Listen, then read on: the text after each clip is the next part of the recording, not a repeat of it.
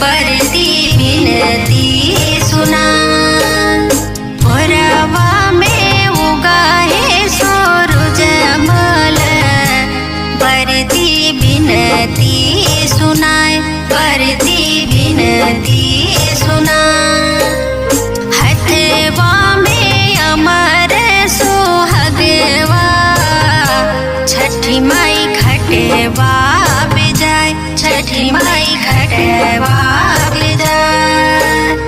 हथवा में अमर सुहगवा, छठी माई घटवा बिजाय, छठी माई घटवा बिजाय। भोर होते कुहू के कोयलिया, कोयलर मीठे मीठे गाय, कोयलर मीठे मीठे गाय।